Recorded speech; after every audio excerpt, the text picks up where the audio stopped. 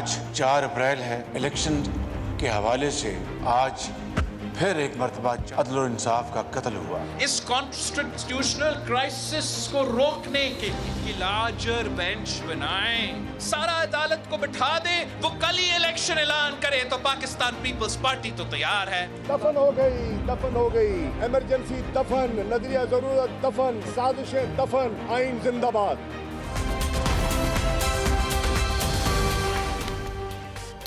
अस्सलाम वालेकुम नाज़रीन, आप देख रहे हैं program power politics with Adil Abbasi. तवक्को के मुताबिक सुप्रीम कोर्ट ने इलेक्शन इल्तवा केस का फैसला सुना दिया है। इलेक्शन कमीशन का 22 मार्च का ऑर्डर कलअदम करार पाया है, जिसके तहत पंजाब में इलेक्शन की तारीख 8 अक्टूबर मुकर्रर की गई थी। अदालत ने पंजाब असम्बली इलेक्शन के लिए अब 14 मई की तारीख दी है, मगर दूसरी तरफ वफाकी काबीना ने फैसले को अक़लियती करार देकर मुस्तरद कर दिया है। सुप्रीम कोर्ट के फैसले में वाज़े तौर पर वफाक और पंजाब की हुकूमतों को इलेक्शन के इनेकाद के लिए माली वसाइल और ह्यूमन रिसोर्स फराहम करने का हुक्म जारी किया गया है। यहाँ तक कि इलेक्शन कमीशन को हिदायत की गई है कि दोनों हुकूमतों की जानिब से फैसले पर अमल दरामद की रिपोर्ट मुकर्ररा तारीख पर अदालत में जमा की जाए। लेकिन वफाकी काबीना के मुताबिक सुप्रीम कोर्ट के फैसले पर अमल दरामद मुमकिन नहीं है। तलखी का अंदाज़ा मरियम नवाज की इस ट्वीट से लगाया जा सकता है, जिसमें वो लिखती हैं कि वफाकी काबीना की जानिब से फैसला मुस्तरद कर देना ही काफ़ी नहीं, आइन और कानून की धज्जियां उड़ाकर लाडले को मुसल्लत करने की कोशिश करने वालों को कटहरे में खड़ा करना होगा। मरियम नवाज के दावे के मुताबिक इमरान खान की सहूलतकारी के खिलाफ सुप्रीम कोर्ट की अक्सरियत ने बगावत कर दी है, इसलिए वक्त आ गया है कि पार्लियामेंट इस सहूलतकारी को रोक दे। लेकिन यहाँ पर एक अहम सवाल ये भी है कि पार्लियामेंट इस हवाले से कर क्या सकती है। गुज़िश्ता 1.5 साल से जारी सियासी बहरान और 2019 से जारी अदलिया के अंदर तकसीम के पस मंज़र में हालात ऐसे मोड़ पर आ गए हैं जहाँ किसी भी तरफ से उठाया गया गलत कदम एक खाई की तरफ धकेल सकता है। सियासी और अदालती महाज पर पिछले एक हफ्ते के दौरान रूनुमा होने वाले हालात और वाक़यात की खास टाइमिंग है। मुख्तलिफ बेंचेस के मुतज़ाद फैसले, काजी फाइज ईसा और दीगर सीनियर जजेस के खुतूत और उनकी बुनियाद पर फौरी हुकूमती एक्शन, चीफ जस्टिस का एक और मुअज़्ज़िज़ जज के दिफा में खड़ा हो जाना और सकर हुकूमत और अपोजिशन की जानिब से इस तकसीम को अपने अपने फ़ायदे के लिए इस्तेमाल करना सबके सामने है। हालात किस तरफ जा रहे हैं, इस जानिब कल बिलावल भुट्टो ने इशारा किया था और आज राना सनाउल्लाह ने उसकी तायीद की है। सुनिए इन दोनों ने क्या कहा था। अगर लार्जर बेंच नहीं बनता तो एक ऐसा कॉन्स्टिट्यूशनल क्राइसिस पैदा होगा जिससे खुदा ना खास्ता मेरा जो खदशा है पाकिस्तान में ऐसा कोई इमरजेंसी या मार्शल लॉ टाइप सिचुएशन फिर से ना लग जाए। मैं बड़ा बात कर रहा हूँ। इमरजेंसी का ऑप्शन तो आइन में दर्ज है, जिसके ऊपर बिलावल भुट्टो जरदारी साहब ने जो है वो बात की है कि आखिर हर फैसले में यही 3 जजेस क्यों। जी, ये तमाम तर सूरत हाल है। आज दिन भर जो माहौल रहा है, पार्लियामान ने मुस्तरद कर दिया फैसले को, सुप्रीम कोर्ट ऑफ पाकिस्तान के फैसले को। सुप्रीम कोर्ट ऑफ पाकिस्तान ने आज जो फैसला किया है, इलेक्शन कमीशन को शेड्यूल तक जारी करके दे दिया, जो कि शायद माजी में इसकी नज़ीर नहीं मिलती। तारीख बताने की जो है वो नज़ीर नहीं मिलती। लेकिन बहुत सारे अहम मामलात हैं जिस पे बात करनी है, क्योंकि हमारे यहाँ अब जो है वो तमाम लोग अपनी हुदूद से आगे बढ़कर खेल रहे हैं। देखना यह है कि इस खेल का नतीजा क्या निकलता है। अपने मेहमानों का तारुफ करा दूं। हमारे साथ स्टूडियो में मौजूद हैं इरशाद भट्टी साहब, सीनियर सहाफ़ी हैं, तजियाकार हैं। हसनात मलिक साहब, सीनियर सहाफ़ी हैं, कोर्ट रिपोर्टिंग करते हैं, समझते हैं कोर्ट के मामलात को। मुनीफ फारूक साहब, सीनियर सहाफ़ी, तजियाकार हैं, कानूनदान भी हैं, हमारे साथ जो है वो मौजूद हैं वीडियो लिंक के ऊपर। मैं ज़रा हसनात मलिक साहब आपसे इसका आगाज़ करना चाहूँगा। ये फैसला गैर मुतवक्के तो नहीं था। अगर कल के टॉक शोज़ देखें, कल पूरा दिन की जो मीडिया डिबेट देखें, उसका जो एजेंडा था या जो डिस्कशन या डिस्कोर्स था वो था ही ये कि कल फैसला तो ये आ जाएगा तो फिर आगे क्या करना होगा, हुकूमत के पास क्या ऑप्शन बचेगा और अदालत कहाँ तक जो है वो जाएगी। लेकिन हुकूमत ने तो फैसले को यकसर मुस्तरद कर दिया। एक हुकूमत ऐसा कर सकती है? देखिए, मेरा ख्याल है ये सियासी स्टंट हो सकता है, और वो पहले भी इस तरह हुकूमत ने ये बातें की कि जी हम बाइकाट करेंगे, लेकिन जब फिर अदालत में पेशी होती है तो वहाँ कोई लीगल आर्गूमेंट होते हैं, कोई रीज़न दी जाती है कि जी हम ये अमल दरामद नहीं करेंगे तो उसकी कोई वजह देंगे। इस तरह नहीं हो सकता कि जो है वो कहें कि जी हम बाइकाट करके कोर्ट के जो है वो अगर बेंच इम्प्लीमेंटेशन बेंच इस मामले को फिर टेकअप करे और वो कहेंगे जी हम पेश ही नहीं होते। ये इस तरह नहीं, मुमकिन नहीं है।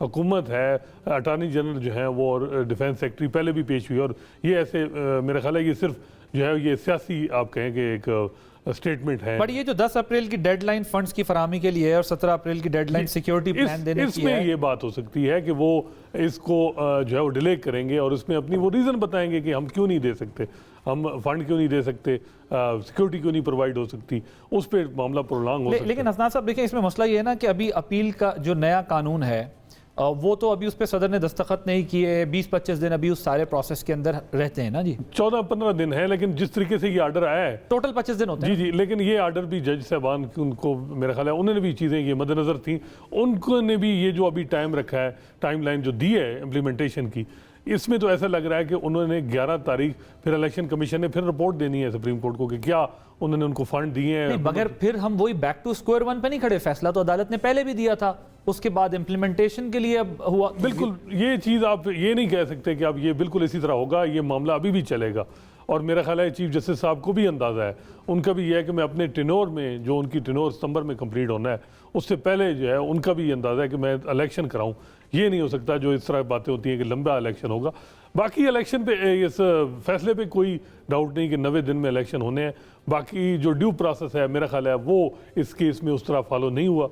जिस तरह मामला लाहौर हाई कोर्ट में पेंडिंग था, वो एक प्रोसेस, जैसे जवाद ने एक आर्डर पास किया था, आईसीए थी, और आईसीए में अगर मेजॉरिटी जजेस ने कहा कि 3 दिन उन्हें दे देने, फिर सुप्रीम कोर्ट इसको टेकअप कर लेती, वो बेहतर था। अब सुप्रीम कोर्ट ने जो 100 वोटों में हाई कोर्ट का फैसला अपना सेट असाइड किया, ये कोई अच्छा प्रेसिडेंट नहीं है। फिर जो कंट्रोवर्सी बनी, अच्छा, ये टेक्निकल ग्राउंड्स को अच्छी प्रेसिडेंट सेट नहीं हुई, अब तो सुप्रीम कोर्ट जहां पहुंच गई है वहां से लेकिन आगे। जजेस भी तो कानून और आइन और रूल्स के ताबे हैं। इस तरह नहीं हो सकता कि वो हर कोई चीज जो जज के मुंह से कोई चीज निकले तो वो कानून हो सकता है। अभी तक तो हम ऐसे ही देख रहे हैं तो कि वो हमारे यही मैं कह रहा जजेस हूं जो कह देते हैं वो कानून है। बिल्कुल, और इसमें भी वही हुआ है आर्डर में। आज जो कुछ हुआ है, 6 मेंबर रुकनी बेंच बना, और उसके बाद एक 3 रुकनी बेंच का फैसला जो है जस्टिस काजी फाइज ईसा साहब वाला चला, इसकी माजी में कोई नजीर है? बिल्कुल कोई नहीं है। और इसी वजह से मैं कह रहा हूं कि ये इस वक्त जो power politics with in supreme court, जो जुडिशियल पॉलिटिक्स है, वहां ज्यादा हो रही है। वहां ये बड़ा इंटरेस्टिंग आपने कहा, जो पावर पॉलिटिक्स या जुडिशियल पॉलिटिक्स हो रही है, क्या ये जुडिशियल पॉलिटिक्स जो रियल पॉलिटिक्स यानी जो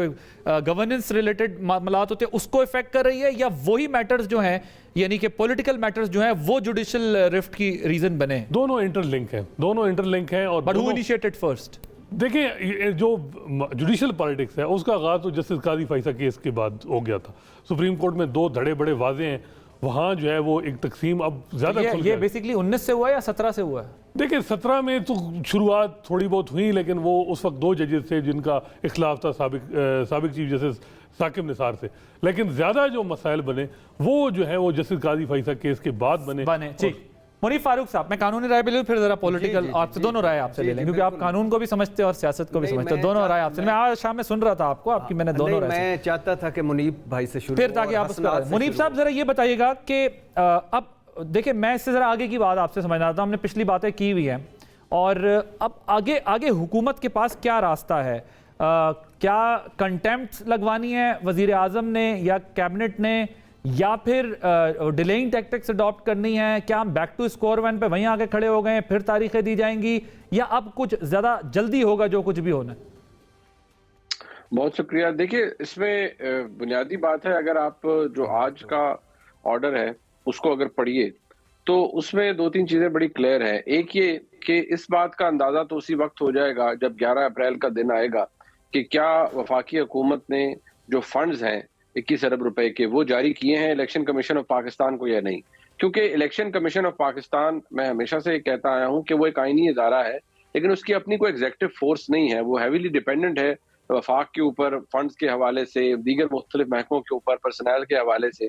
तो अगर तो बुनियादी बात जहां से हर चीज शुरू होती है कि इलेक्शन पैसों के बगैर नहीं हो सकते, अगर वफाक 21 अरब रुपए जारी कर देगा या उसका कोई पोर्शन जारी कर देता है इलेक्शन कमीशन को, तो फिर तो हम ये कह सकते हैं कि सुप्रीम कोर्ट के हुक्म के ऊपर अमल दरामद किसी हद तक शुरू हो चुका है। लेकिन अगर वफाक की जानिब से, वजारत खजाना की जानिब से ऐसे नहीं होता तो फिर बात प्रॉब्लमैटिक है। देखिए, फैसला जितना मर्जी बुरा हो, जितना मर्जी उसके अंदर बेशक एक इलीगैलिटी का अंसर सामने हो, और जितने ही मुतनाज़ा तरीन तरीके से इस फैसले तक इज्जत माब चीफ जस्टिस साहब की जानिब से पहुंचा गया हो, जो कि एक लिखी पड़ी बात है और उसका ताल्लुक कानून और जुरिस्प्रूडेंस से है, आइन को समझने से है, रेट्रिक से नहीं है। तो अगर तो कोई इस बात के ऊपर डिबेट करे कि फैसला मुतनाज़ा है या नहीं, तो ये 100% मुतनाज़ा फैसला है। अगर कोई इस बात पर डिबेट करे कि सुप्रीम कोर्ट के अंदर जो डिवीजन है वो एग्जिस्ट नहीं करती और सिर्फ ये हुकूमत डिवीजन क्रिएट करने की कोशिश कर रही है, तो ये भी एक बिल्कुल मैं समझता हूँ सच्चाई से दूर होगी ये बात, बिकॉज ये डिवीजन सुप्रीम कोर्ट के अंदर एग्जिस्ट करती है। और अब ये डिवीजन नहीं है, ये सुप्रीम कोर्ट के अंदर और मौजूद जज साहिबान के अंदर, इनफैक्ट उस इमारत के अंदर फॉल्ट लाइंस हैं जो विद एवरी पासिंग मोमेंट ज्यादा हो रही।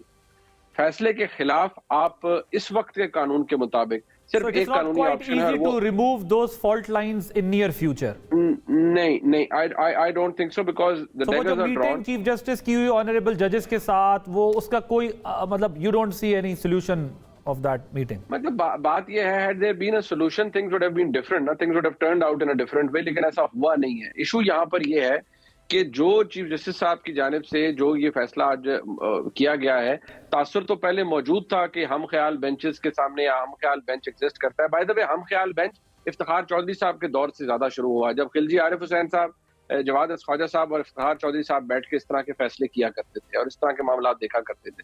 तो उस वक्त उनको पजीराई मिलती थी, टीवी चैनल्स भी देते थे, सेवियर ऑफ द नेशन करार देते थे। तो आज सब भुगत रहे हैं कि जो उस वक्त का जुडिशियल एक्टिविज्म ओवर रीच थी, आज सब भर रहे हैं उसका। पता नहीं इस मुल्क की क्या बदकिस्मती कह लें कि इस मुल्क में जिस इदारे को, जिस इंडिविजुअल को ताकत मिलती है ना, चाहे वो अवामी ताकत हो या इदारे की ताकत हो, तो हम उस ताकत का बेदरीग इस्तेमाल करते हैं, चाहे इंडिविजुअल हो या इंस्टीट्यूशंस हो, बजाय इसके कि अपनी अपनी डोमेन में रह के उस ताकत को समझ सके। That's really unfortunate. जजेस रेस्टोरेशन मूवमेंट का मकसद ये था कि अदालत अदलिया को तगड़ा करके, अवाम उनके पीछे खड़े होके, वकील, सिविल सोसाइटी उनके पीछे खड़े होकर उनको इतना मजबूत कर दे कि वो अपनी उस मजबूती के तहत इंसाफ की फराहमी को यकीनी बनाए। लेकिन अनफॉर्चुनेटली फिर क्या क्या हुआ, जिन वकीलों ने ये एक तहरीक चलाई, उन्होंने कहा कि भाई उस मकसद से ही हम हट गए। आज हमें दुख होता है कि किस तहरीक को हमने चलाया, एक बंदे को हमने एम्पावर्ड कर दिया, कुछ लोगों को केसेस का फ़ायदा हुआ, उन्होंने बड़े बड़े माल कमाया, कुछ लोगों ने कहा कि हम तो पेश ही नहीं होते थे। सो अनफॉर्चुनेटली मैं आज दिन भर ये सोचता रहा कि इधर जिधर जिसको मौका मिलता है वो इस मुल्क में बजाय इसके कि अपने इख्तियार को बेहतर इस्तेमाल करे, वो बेदरीग इस्तेमाल करता है। भट्टी साहब, मुस्तरद कर दिया हुकूमत ने सुप्रीम कोर्ट ऑफ पाकिस्तान का फैसला, यानी दोनों तरफ से हमें ऐसी ऐसी चीज़ें देखने को मिल रही हैं जो हमें माजी में नहीं मिली। हुकूमत मुस्तरद कर रही है, पार्लियामान में जाके उन्होंने कहा कि हम मुस्तरद करते हैं इस फैसले को सुप्रीम कोर्ट के। अल्लाह जाने आगे क्या क्या करना है उन्होंने, लेकिन फ़िलहाल मुस्तरद कर नहीं। ये तो बिल्कुल इसकी कोई कानूनी हैसियत नहीं, कोई आइनी हैसियत नहीं, कोई इखलाकी हैसियत नहीं, कोई असूली हैसियत नहीं, कोई मंतकी हैसियत नहीं। ये तो एक ऐसे ही, अब करें क्या वो।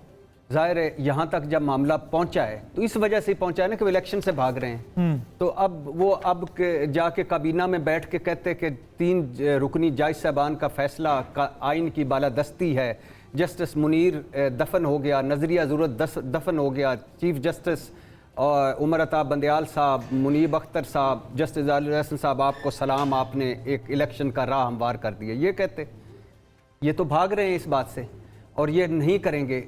और ये चीफ जस्टिस उमर अता बंदयाल के आज खुद नोटिस की वजह से वजूद में आई ये हुकूमत, और उस 5 रुकनी बेंच जिसमें एजाजुल हसन, मुनीब अख्तर थे, इन्होंने यही आज उसके आज खुद नोटिस पे और उनके पे फैसले पे एतराज़ कर रहे हैं। कल क्या कह रही थी, मैं आज मरियम औरंगज़ेब साहब क्लिप देख रहा था, आइन के मुताबिक फैसला हुआ। बिलावल भुट्टो और शहबाज शरीफ ने कहा हक की फतह हुई। लेकिन अगर आप अगर बड़ी साहब पिछले साल के एग्जाम्पल, अप्रैल 2022 की अगर आप एग्जाम्पल दे रहे हैं, तो आप पार्लियामान में देखें कि हुआ क्या था।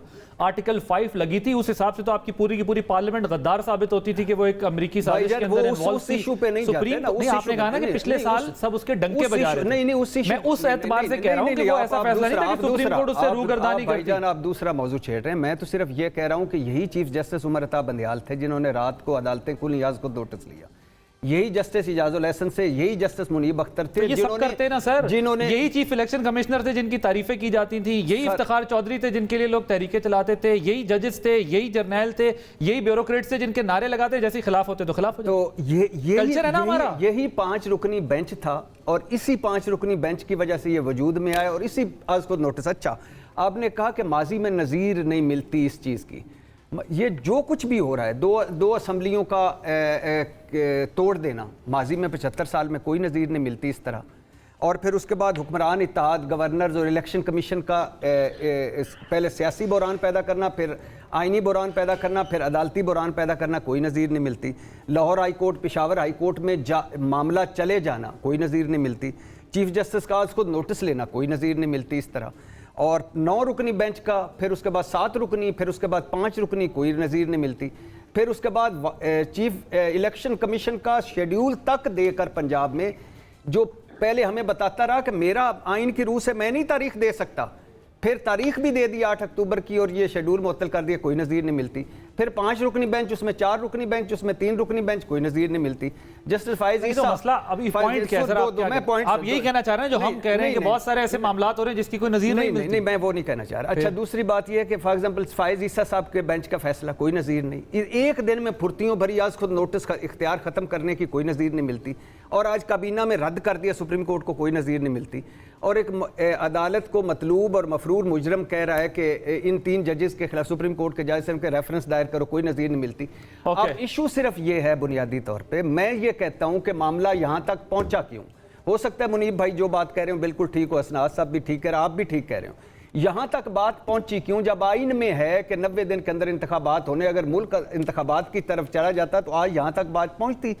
और बाई द वे आखिरी जुमला कि ये हम ख्याल जो है ना जजेस, ये एक तरफ भी अगर हैं तो दूसरी तरफ भी हम ख्याल हैं, उनको भी वो सूट करते हैं। और एंटी पीएमएल जजेस और हामी पीएमएल जजेस और बेंच फिक्सिंग और ये सारा ये सूट करने की बात है। ये नहीं है कि वो जो दूसरा धड़ा है वो अदलिया के इंसाफ के साथ है, प्रॉब्लम उनको अपने जायज सूट मैं ये बात कह रहा हूं। और चीफ जस्टिस ने कहा है ना कि वही नहीं कि अपनी मर्जी के जज चुनो, अपनी मर्जी की सुप्रीम कोर्ट, अपनी मर्जी के फैसले, ये क्या बात हुई?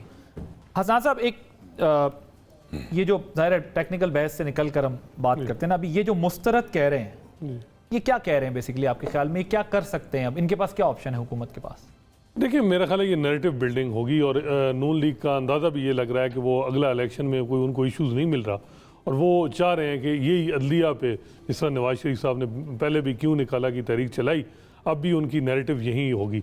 लेकिन अदलिया को इससे अवॉइड कर सकते थे। चीफ जस्टिस साहब बड़ा इजीली ये सारे क्राइसिस को जो है ये बिल्कुल वो कर सकते थे। फुल कोर्ट बना, फुल कोर्ट उन्होंने क्यों नहीं बनाया होगा? हालांकि कहते हैं कि अक्सरियत तो उन्हीं के पास है, अक्सरियत है इस वक्त जो, अगर तो क्यों नहीं बनाया होगा? देखिए, वो मेरा ख्याल है कि जो एक चीज़ होती है कि डाइवर्ट हो जाता है मामला। डिज़ायर ऑब्जेक्टिव जो था वो ये था कि 90 दिन में इलेक्शन कराना, और उसमें वो भी थोड़ा उसमें भी टाइम लगा, क्योंकि जब जजेस जो 2 जजेस थे उन्होंने फिर रिक्यूज़ कर दिया, तो उनको अंदाज़ा था जब जस्टिस काजी फाइज साहब बेंच में होंगे तो चीज़ें फिर वहाँ साकिब निसार साहब के टाइम से शुरू होंगी, ऐसे ऐसे मामलात फिर खुलेंगे, फिर उनके बस में भी नहीं होगा कि चीज़ें फिर कैसी रेगुलेट होनी है।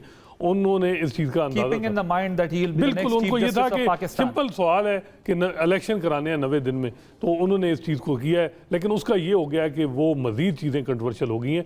अब ये 3-4 ये 4-3 ये 90 दिन का जो फैसले का मामला है, ये हुकूमत तो आपके अंदर सुप्रीम कोर्ट के जजेस आप पे सवाल उठा रहे हैं आपकी, तो फिर लेजिटिमेसी क्या होगी? और ये जो पीटीआई का स्टांस है वो कहते हैं जी आप अगर फुल कोर्ट भी बन जाए, उन्होंने तो कहा था वैसे फुल कोर्ट भी बनाने में कोई एतराज़ नहीं है, लेकिन उसके बावजूद चीफ जस्टिस ऑफ पाकिस्तान ने नहीं बनाया। बिल्कुल, लेकिन वो जो कहते हैं कि बाकी के जजेस की भी यही राय होती, वो भी यही कहते हैं कि इलेक्शन कराना है, उसमें तो कोई बहस की बात थी नहीं। देखिए, अब इसमें जैसे अतर मिनल्ला का कोई डिफरेंट व्यू था, और अभी मेरे ख्याल है उनका कोई यही हाई कोर्ट्स के प्रोसेस को बाईपास हाई कोर्ट के अलावा, और इसके अलावा उन्होंने ये था कि जी जो असेंबली डिसॉल्व की गई है पंजाब की और खैबर पख्तूनख्वा की, इसको लीगलिटी देखें कि क्या जो ठीक हुई है। इस क्वेश्चन पहली दफ़ा आया कि जो डिस्क्रिशन है चीफ मिनिस्टर का, ये भी तो नहीं हो सकता कि एक आदमी जिसका ये है कि जी मैं इलेक्शन क्यों असेंबली डिसॉल्व की कि जी वफाकी नेशनल असेंबली के इलेक्शन होंगे, अगर एक नेशनल असेंबली के इलेक्शन नहीं होंगे तो फिर क्या, फिर पंजाब में हुकूमत आएगी, फिर वो डिसॉल्व कर देंगे। और फिर जिस तरह हमने देखा कि कॉन्स्टिट्यूशन इंस्टीट्यूशन को पीटीआई ने मादत के साथ जिस तरीके से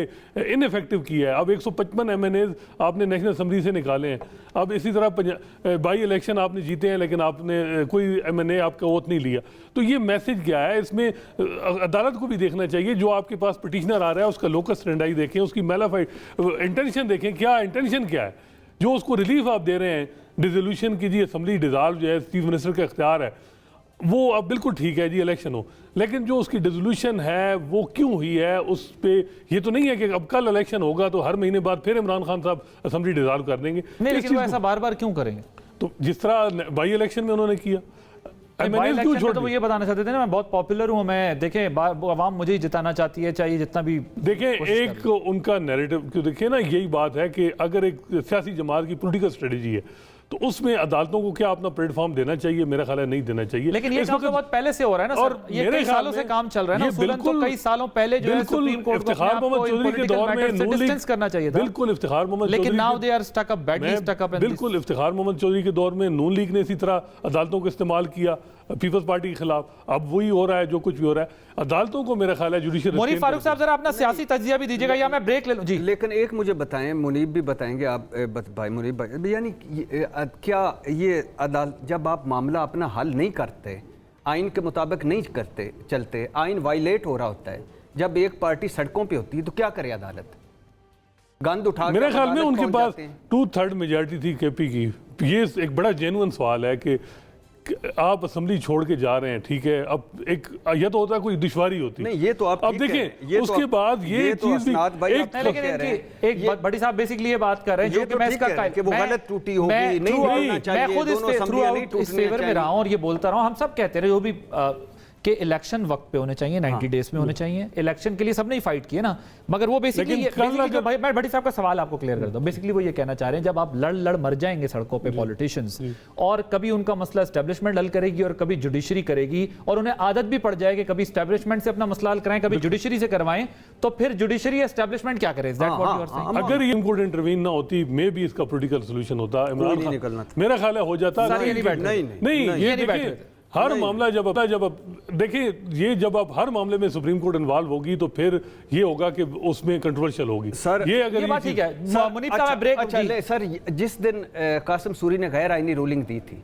उस दिन सुप्रीम कोर्ट ना अदालत वो मैटर बिल्कुल डिफरेंट नहीं, तो फिर वो इशू बहुत खतरनाक है ना जी। आपके स्पीकर ने पूरी असेंबली को कहा था ये गद्दार है। अगर मैं कासिम सूरी साहब की दलील मान भी लूं अभी, तो आज जब ये डायलॉग करते हैं, लेकिन सर क्या बात कर रहे हैं, ये उस पे मैं आपके साथ नहीं खड़ा हो सकता ना सर। आइन की खिलाफ वर्जी हुई, यहाँ भी आइन की खिलाफ वर्जी हुई, वहाँ असेंबली तोड़ दी थी उन्होंने, एग्जीक्यूटिव खत्म हो गए, यहाँ इलेक्शन नहीं करवा रहे। यानी मेरा कहने का मकसद ये है कि सारा देखिए अब ये ब्रेक लेने सवाल, एक ब्रेक लेने, ब्रेक के बाद मुनीब फारूक बताऊंगा, एक ब्रेक के बाद।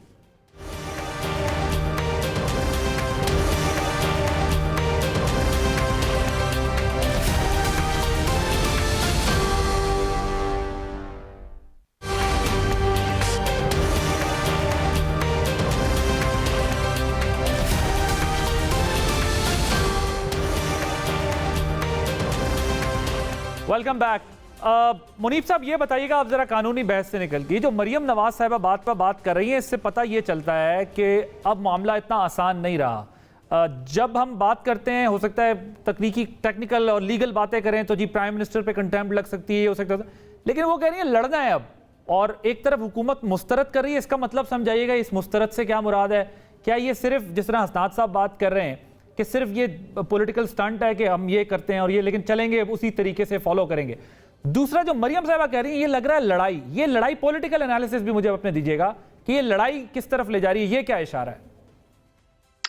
देखिए, ये मुस्लिम लीग नून का एक सियासी मौक़िफ़ तो हो सकता है, लेकिन सुप्रीम कोर्ट के जज साहिबान के खिलाफ आप कैसे लड़ाई लड़ेंगे? ठीक है, मियां नवाज शरीफ साहब ने कह दिया कि इनके खिलाफ सुप्रीम जुडिशल काउंसिल के अंदर रेफरेंस भिजवाया जाए। अब सुप्रीम जुडिशल काउंसिल की जो कॉम्पोजिशन है या जो बाकी जज साहिबान के मामलात है, मज़ाहिर अली अकबर नकवी साहब के खिलाफ मेरे ख्याल में तकरीबन मामलात ऐसे हैं कोई 3-4 के करीब तो शायद उनके खिलाफ रेफरेंसेस आ चुके हैं, लेकिन क्या उनके ऊपर कोई कार्रवाई हो रही है या तेज हो रही है? इट हार्डली मैटर्स, बिकॉज वो अभी भी बेंचेस के अंदर मौजूद हैं। गो के उनके हवाले से काफी चीजें और ऐसी डैमनिंग चीजें सामने आई हैं जो कि किसी भी जज के हवाले से अगर आए तो सैनिटी ये कहती है और फेयरनेस की ये डिमांड होती है कि ऐसे जज साहब को जरा इनको खुद रिक्यूज कर देना चाहिए बहुत से जो मुकदमात हैं उनसे, या कम से कम लेकिन मसला ये है कि चीफ जस्टिस ऑफ पाकिस्तान आज भी 6 रुकनी बेंच बनाते हैं, वो उसके अंदर भी शामिल हैं, वो खुलकर ये बता रहे हैं कि वो अपने जज को डिफेंड करेंगे। तो ऐसे माहौल में जो है वो खुद से खुद को कैसे अलग करेंगे? उनको चीफ जस्टिस ऑफ पाकिस्तान की सपोर्ट हासिल है और माजी में भी एक जज जो है उनको प्रॉब्लम का सामना रहा, तो अब अदालत चीफ जस्टिस खड़े हैं अपने जज के साथ, तो कैसे जो है वो देखिए कर सकते हैं? दोहरा म्यार आप इसी को तो कहते हैं आदिल अब्बासी साहब, कि जब काजी फाइजा साहब का मामला आता है तो उनके खिलाफ तो जो उनके मामलात होते हैं, जज साहबान बैठते हैं और फिर सुप्रीम जुडिशल काउंसिल के हवाले से क्या होता है, और फिर उन जज साहब को खुद अदालत में आते हैं, वो बताते हैं, उनकी अहलिया तक वो आती हैं, उनसे सवालात किए जाते हैं, सब कुछ होता है, तो वो तो मामला बड़े स्पीड में आगे चलता है। यहाँ जो मामला है मुजाहिर अकबर नकवी साहब का, वो भी इल्जामात तो बहुत सख्त है। काजी फाइजा साहब के वक्त दौर में तो कोई ऑडियो एविडेंस नहीं थी, अब उसके एडमिसिबिलिटी को छोड़ दीजिए कि वो एडमिसिबल है या नहीं, कोई किसी ट्रक का जिक्र नहीं था, कोई कुछ नहीं था, उसमें तो कोई किसी ने उसको रोका नहीं। आज तो बड़ी डैमनिंग चीजें मौजूद हैं, लेकिन फिर भी उसके ऊपर कोई कार्रवाई नहीं हो रही। हम ख्याल बेंच, अगर मैं पर हो सकता है वो तकसीम हो जाती है ना अदालत में, इस वजह से उन्होंने अवॉइड किया उसको कि नहीं जाना चाहिए इस तरह। नहीं, देखिए दूसरी साइड पर अगर वो भट्टी साहब कह रहे हैं, दूसरी साइड पर हम ख्याल है, बात ये है, बिल्कुल भट्टी साहब का इस्तेदलाल अपनी जगह, लेकिन यहाँ डिक्टेट कौन कर रहा है हम ख्याल बेंचेस बनाने का? वो तो चीफ जस्टिस साहब कर रहे हैं। कौन है वो जो कि उनको मजबूर करते हैं, या उनकी क्या सोच है कि इज्जत माफ चीफ जस्टिस साहब एक ही तरह के बेंच के सामने एक ही तरह की नौयत के फैसले रखते हैं? यानी जनाब एजाजुल एहसन साहब जो कि सीनियरिटी के अंदर गालिबन चौथे या पांचवें नंबर पर है, उनको बिठाया जाता है हर बेंच के अंदर, और हर कंटेंशियस मामले के अंदर उनको बिठाया जाता है। जनाब जस्टिस मुनीब अख्तर साहब भी तशरीफ फरमा होते हैं, लेकिन क्या वजह है कि जो सीनियर प्यूने जज है, who is an author of remarkable judgments, उनको नहीं बिठाया जाता? सरदार तारिक मसूद साहब जो कि सीनियरिटी पे तीसरे नंबर पे है, चीफ जस्टिस साहब उनको अपने साथ बिठाना पसंद नहीं करते। तो कौन ये इंप्रेशन क्रिएट कर रहा है? दूसरा, हम ख्याल ग्रुप बकौल भट्टी साहब के अगर एग्जिस्ट करता है, उसने तो कोई ऐसे जजों की हडल बना के बैठ के फैसले नहीं किए, ये तो चीफ जस्टिस साहब फरमा रहे हैं ना, और जब से यहाँ पर मौजूद हैं तब फरमा रहे हैं। आइन को रीराइट करने वाला जो मामला है, मुल्क का कौन सा ऐसा कानूनदान है जिसने ये नहीं कहा कि 63A की सबसे घटिया और 2 नंबर तशरीह की गई उस मौजूद बेंच की तरफ से, जिन्होंने रीराइट कर दिया कॉन्स्टिट्यूशन, और उसके अंदर फौजदारी तावील पेश करके और आपने आइन की तशरीह कर दी। सर असल ज्यादा पार्टिजन और आप क्या होंगे? असल झगड़ा तो 63A से ही शुरू हुआ ना, क्योंकि उसके बाद एक पॉलिटिकल डिवाइड या गवर्नमेंट गिरना, चेंज होना, बात आज यहाँ तक पहुँच गई। मुझे ज़रा ब्रीफ अपना पॉलिटिकल कमेंट भी कर देना। मुझे आप ये बताएं, ये आप कह रहे हैं कि जो मरियम साहिबा जो पार्लियामान से एक्सपेक्ट कर रही हैं, सो हो कुछ नहीं सकता, ये सिर्फ एक सियासी नारा है? ब्रीफ कमेंट्स पे कीजिएगा।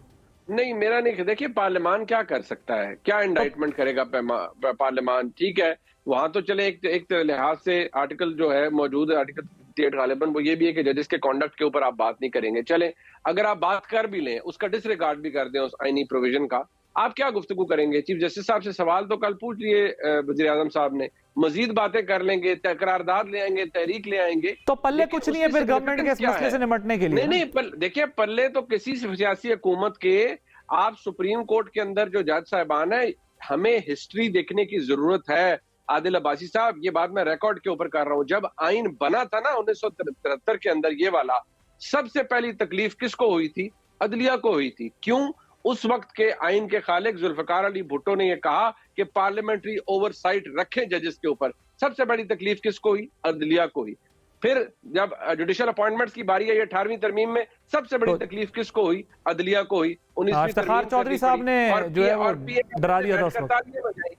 तो ये इफ्तिखार चौधरी साहब ने डरा दिया था उस वक्त। जी, तारीख को हमें कभी नहीं भूलना चाहिए। Right, point taken. भट्टी साहब, अब रियासत क्या करेगी? रियासत क्या खामोश तमाशाई बन के ये जो कुछ हो रहा है, 300 का डॉलर 500 पे जाने की मियाँ साहब नवीद सुना रहे हैं, खान साहब कहते हैं मैं नहीं आया तो ये वैसे ही मुल्क डूब जाएगा, तो जल्दी जल्दी कराओ इलेक्शन, मैं आ जाऊं।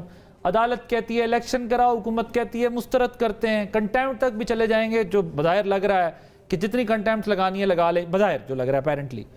बाकी रियासत क्या तमाशा देखेगी अब जो कुछ होता रहेगा? या नहीं, देखें इस वक्त तो सब भी तमाशा बन गए ना। सुप्रीम कोर्ट के फैसले तमाशा बन गए, आइन तमाशा बन गया, कौम तमाशा बन गई, मुल्क तमाशा बन गया, जमहूरियत तमाशा बन गई, सियासत तमाशा बन गई, और ये वोट को इज्जत दो तमाशा बन गई, सिविलियन बालादस्ती तमाशा बन गई।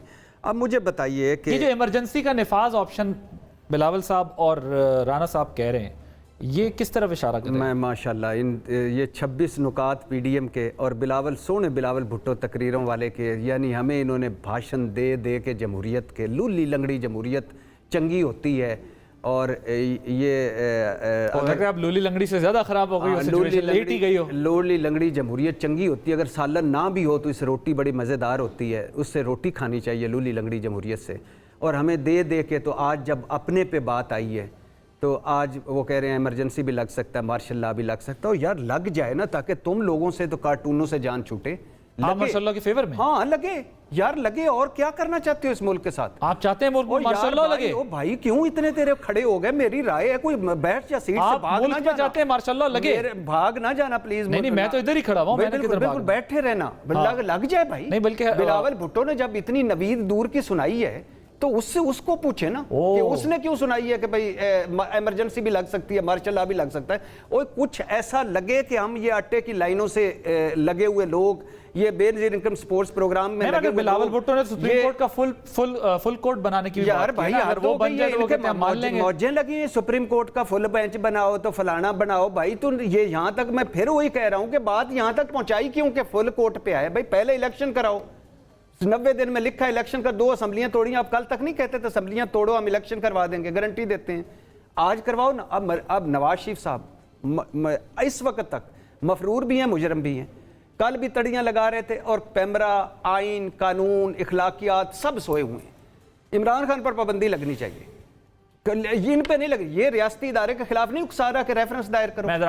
मुनीफ साहब जरा ये बताइएगा, ये जो इमरजेंसी वाला ऑप्शन है ये कितना फीजिबल है, या ये हो सकता है? कॉन्स्टिट्यूशन में स्पेस तो है लेकिन ये हो सकता है नहीं। भट्टी साहब तो कह रहे हैं मार्शल लॉ भी लगा दें और लगाओ, इनसे जान छुड़ा लें। इनसे जान छुड़ाओ यार, कह तो दिया, आपकी बात कर रहा है। इतनी जल्दी क्या है? अभी थोड़ा टाइम तो दें उनको लगाने में। अभी लगाओ तो सीधे दौड़ा दिल है, 5 मिनट लग जाए। वैसे मुनीफ साहब से पूछना ट्रक कौन सा है यार? नहीं वो ट्रक वाली बात तो करते हैं, लेकिन जी मुनीफ साहब, ट्रक की बत्ती के पीछे तो हम लग गए। नहीं, जिसका ऑडियो के अंदर जिक्र है, जो फवाद वली साहब कह रहे हैं ट्रक तैयार खड़ा है, ऐसी बातें सुन लिया करें ना आप।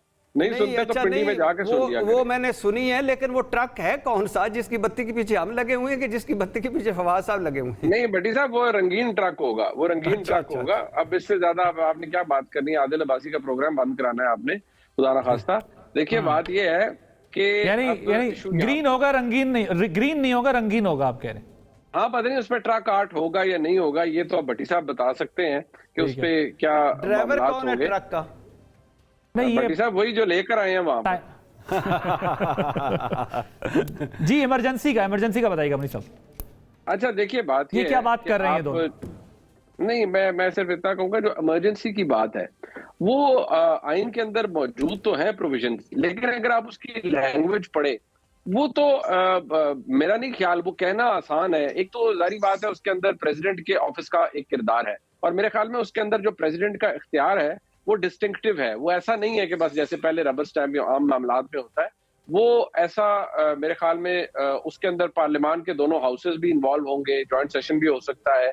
वो शायद इतना आसान नहीं है, लेकिन अगर आप इमरजेंसी लगा भी देते हैं और ये सब कुछ हो भी जाता है, किस बेसिस के ऊपर आप लगाएंगे? कि मुल्क के अंदर सुप्रीम कोर्ट ने फैसला किया है कि आपने इंतखाबात कराने हैं और हम इंतखाबात नहीं करवा सकते, इसलिए इमरजेंसी लगा दी जाए, या एक कॉन्स्टिट्यूशनल क्राइसिस क्रिएट हो गया है इसलिए कराना है? आपको उसकी रीजनिंग बड़ी ठीक रखनी पड़ेगी, क्योंकि ये ज़हन में रखिएगा जाएगा अगर इमरजेंसी लग गई तो बिल्कुल जा सकता है भट्टी साहब, बिल्कुल जा सकता है, क्यों नहीं जाएगा? वो भी उड़ जाएगी पार्लियामान।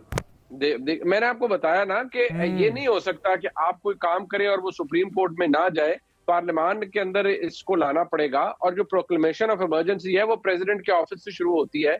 यहाँ पर क्या अदालत क्या वो प्रिंसिपल अपनाया जाएगा कि प्रेसिडेंट प्राइम मिनिस्टर की एडवाइस के ऊपर एक्ट करेगा? मेरा जाती ख्याल ये है कि इस आर्टिकल के अंदर प्राइम मिनिस्टर ऑफिस मुझे इतना नजर नहीं आता। यहाँ प्रेसिडेंट का जो किरदार है वो काफी डिस्टिंक्टिव रोल है उसका। और प्रेसिडेंट का ऑफिस, अगर प्रेसिडेंट नहीं साइन करते, अगर प्रेसिडेंट कहते हैं जी मैं महसूस ही नहीं करता कि मुल्क में कोई जरूरत है इमरजेंसी डिक्लेयर करने की, तो इमरजेंसी कहां से डिक्लेयर होगी? दूसरी बात, मैं आपको एक बात बता दूं, ये मसले का हल या सोल्यूशन नहीं है, लेकिन मैं आपको एक प्रैक्टिकल चीज बता रहा हूं। जो बीइंग अ जर्नलिस्ट हम लोगों से मिलते हैं, हम सब मिलते हैं, खबरें इकट्ठी करने की कोशिश करते हैं, ग्राउंड के ऊपर एज वी स्पीक मुझे इलेक्शन होते हुए नजर नहीं आ रहे, इवन सुप्रीम कोर्ट के फैसले के बाद। राइट, हसनात मलिक साहब। आपको भी ऐसा ही लग रहा है? एक दूसरी चीज ये बताइएगा कि हुकूमत से भी कहां गलती हुई इस केस को लड़ने में, क्योंकि अगर हम देखें तो हुकूमत की तरफ से ये स्टांस नहीं लिया गया कि जी पंजाब में इलेक्शन पहले, केपी में इलेक्शन पहले और वफाक में बाद में, बल्कि ये स्टांस लिया गया कि सिक्योरिटी के मसाइल हैं और दीगर हैं। तो क्या केस भी कमजोर लड़ा है? मेरा ख्याल है उस पर भी बात हो सकती है। दूसरा ये मेरी समझ में तो ये है कि सियासी जमातों को इलेक्शन से नहीं भागना चाहिए। इलेक्शन चाहे जो भी आपकी सिचुएशन है, आपको जाना चाहिए इलेक्शन में। हालांकि जो कुछ किया है इमरान खान साहब ने और पीटीआई ने, जिस तरीके से असम्बली डिज़ाल्व की, उस पर सख्त जो है बात हो सकती है कि गलत मुल्की मफाद में ये चीज़ नहीं की गई और इदारों को भी मजबूत नहीं किया गया। लेकिन जो है अब हो गया है तो सियासी जमातों को ये बहाने नहीं बनाने चाहिए, जाना चाहिए। बाकी इक़्तिदार उनको दें, फिर पीटीआई अगर हुकूमत में आती है मसाइल हल कर देगी, आगे भी उन्होंने किए हैं तो अब दे दें। दूसरा जो इमरजेंसी का मामला है, मेरा नहीं ख्याल, और ये जो इमरजेंसी के हवाले से चाहे सुप्रीम कोर्ट का एक धड़ा ये साइड या दो, सारे इसको स्ट्रांगली अपोज करेंगे। किसी सूरत में भी सुप्रीम कोर्ट से भी इस मामले में इमरजेंसी को एंडोर्समेंट नहीं मिलेगी, इस हद तक नहीं जाएगी। ये इसका मतलब ना गवर्नमेंट के पास ये ऑप्शन है कि वो पार्लियामान से कुछ कर सक रही है, ना गवर्नमेंट के पास ये कि वो प्रैक्टिकली इस चीज को रोक सकती है, और ना इमरजेंसी का ऑप्शन है। फिर एक ही ऑप्शन रहता है ना कि सीधा इलेक्शन कराओ। मेरा ख्याल है डायलॉग करें, पॉलिटिकल डायलॉग करें। और आज तो पीटीआई ने कहा है, पीटीआई वालों ने कहा है कि अभी भी वक्त है, शाह महमूद कुरैशी साहब वगैरह कहते हैं बैठ जाएं आकर, अभी भी वो तो कहते हैं, लेकिन इमरान खान साहब कहते हैं मैंने इनके साथ नहीं बैठना। खान साहब भी इस पे तो तैयार है इलेक्शन पे, तो मेरा ख्याल है फिर इनको जाना चाहिए। और ये खबर सुनिए असनात, आप करते हो कवर के जस्टिस इजाजुल एहसन को निगरान जज मुकर्रर किया गया है इलेक्शन के लिए। किसको? जस्टिस इजाजुल एहसन को। नहीं पता नहीं, ऐसी खबर आपका नहीं सर, लगता है आपको भी खास खबर फौरन ही मिली है। हाँ, तो जब आपने जैसे ही मार्शल लॉ देखिए ये जो ऑर्डर है इसमें ऐसा लगा है कि सुप्रीम कोर्ट ने टेक ओवर कर लिया इलेक्शन कमीशन को। सारा जितने इलेक्शन कमीशन के जितने स्टेप होंगे वो मॉनिटर करेंगे। इलेक्शन कमीशन कोई अगर कंप्लायंस नहीं करेगा वो शिकायत देगा सुप्रीम कोर्ट में, फिर सुप्रीम कोर्ट टेकअप करे उस मामले को टेकअप करेगी। तो ये मॉनिटरिंग एक किस्म की आप कह सकते हैं कि सुप्रीम कोर्ट मॉनिटर कर रही है इस पूरे प्रोसेस को। और ये भी वैसे तो फिर वो जेआईटी वाला माहौल ही होगा। बिल्कुल ये वही है। और ये इलेक्शन कमीशन की गई और इलेक्शन कमीशन का आईनी इदारा है, आईनी इदारा है। मेरा ख्याल है कि उस पर जो है वो उनको देना चाहिए, बजाय इसके कि खुद हर चीज़ जो है वो करें। कल अगर कोई मामला होंगे, माजी में भी कहा गया कि आरओ का इलेक्शन, यही इमरान खान साहब ने आप कह रहे हैं ना मार्शल, मैं क्यों हक में हूँ? नहीं इस पे बहस पे नहीं जाते यार, वो बहस अलग है। मान नहीं रहे, सुप्रीम कोर्ट का फैसला मान नहीं रहे, इलेक्शन करवा नहीं रहे, और फिर इस प्लेटफॉर्म से बैठ के कहा जब सियासी जमातों का टकराव होता है, जब कोई आईनी और सियासी सॉल्यूशन नहीं होता तो इस मुल्क में मार्शल लॉ की राह हमवार होती है। मामलात को ये वही ले गए, लेकिन इनको ये देखना होगा कि अपनी सियासी झगड़ों पे मुल्क को ये कीमत अदा ना करनी पड़े। लेकिन छोड़ दें सर, मैं जरा इशू की तरफ आने देना। ये सारे मार्शल लॉ की पैदावार है, ये इनको बड़ा सूट करता है। फिर मुझे अब ये बताएं, जो भट्टी अपना मुनीब साहब कह रहे हैं, वो मुझे ब्रेक लेने का कहा जा रहा था, लेकिन आपने ब्रेक का मोमेंटम ही ब्रेक करवा दिया। मुझे बताएं, जो मुनीब साहब कह रहे हैं ग्राउंड पे नहीं लग रहा कि इलेक्शन होंगे, मैं मुनीब साहब के साथ एग्री करता हूं। सुप्रीम कोर्ट के 1 महीने में 2 फैसलों के बाद, यानी ये बात यहां तक पहुंची क्यों? इतने क्योंकि इलेक्शन नहीं कराने। हाँ, इलेक्शन नहीं करवाने। तो ऐसा लग रहा है कि ये आइन जाए भाड़ में, सुप्रीम कोर्ट का कंटेम्प्ट में जाएंगे, जमहूरियत जाए भाड़ में। ये मुझे लगता है कि कंटेम्प्ट में जाएंगे, यूसुफ रज़ा गिलानी बन जाएंगे ये शहबाज शरीफ। मुझे तलवार लटकती नजर आती है, लेकिन ये सारा कुछ कर रहे हैं। देखें ना, मरियम नवाज और नवाज शरीफ सारा चला रहे हैं, स्क्रिप्ट लिख रहे हैं। उन्होंने जजेस के खिलाफ कार्रवाई का कर रखा है। मरियम नवाज ने कहा है, इनडायरेक्ट कहा है कि करप्ट जजेस और सहूलतकारों को, उसका कोई तरीकाकार नहीं, सहूलतकारों को नहीं, मेरा मतलब है पॉलिसी तो उनकी चलेगी ना, शहबाज शरीफ साहब की तो नहीं चलेगी जी। तो मुझे लगता है शहबाज शरीफ साहब शायद दूसरे सियासी शहीद बन जाए। मुनीब साहब 1 minute, we are running out of time because मुझे कंक्लूड करना है शो को। मुझे जरा ये बताइएगा, आप कहते हैं इलेक्शन नहीं होंगे तो क्या होगा? फिर तो वो होगा जो हम डिस्कस करते आ रहे। नहीं, नॉट नेसेसरली, शायद वो भी ना हो आदिल भाई साहब, क्योंकि उसके लिए कुछ और इंग्रेडिएंट्स भी चाहिए, कुछ और इंग्रेडिएंट्स चाहिए होते हैं। मुझे लगता है कि इस वक्त रियासत एज अ होल नहीं चाहती कि इलेक्शन हो। और दूसरी बात यह है कि जो कंटेम्प्ट की बात है, अगर मंतक देखी जाए तो मैं भट्टी साहब ठीक कह रहे हैं कि कंटेम्प्ट तो खैर अगर आप वायलेट करेंगे सुप्रीम कोर्ट का ऑर्डर तो लग सकती है, लेकिन जो यूसुफ रजा गिलानी साहब के हवाले से हुआ और जो उस वक्त की सुप्रीम कोर्ट थी, उसमें ये डिविजन नहीं थी। ना उस वक्त इस तरह के फैसले थे, ना उस वक्त कोई काजी फायजा साहब थे, ना उस वक्त मंसूर अली शाह साहब थे जिन्होंने 4-3 के मामलात थे। जब यूसुफ रजा गिलानी साहब को कंटेम्प्ट के ऊपर जब फारिग नहीं हो रहे थे, तो खुद इमरान खान साहब और मियां साहब भी इस फेवर में थे कि जी अदालत का फैसला है, इस पे इम्प्लीमेंट होना चाहिए। ये हमारी सियासी बिल्कुल तारीख है। तारीख- और आज तारीख हम है, जहाँ बिल्कुल। खड़े हुए हैं वहाँ पर हम ये कह रहे हैं कि एक और वज़ीर आज़म भी अगर डिस्क्वालीफाई होते हैं तो हो जाएं, लेकिन हल कोई निकालने को तैयार नहीं है। साथ मलिक साहब, इरशाद भट्टी साहब, मुनीफ फारूक साहब, आप तीनों का बहुत मुल्की मामलात आप देख रहे हैं, हर बंदा अपनी अना और अपनी सोच और अपने मफाद से हट के नहीं सोच रहा। आदिल अब्बासी को इजाज़त दीजिए, अल्लाह हाफ़िज़।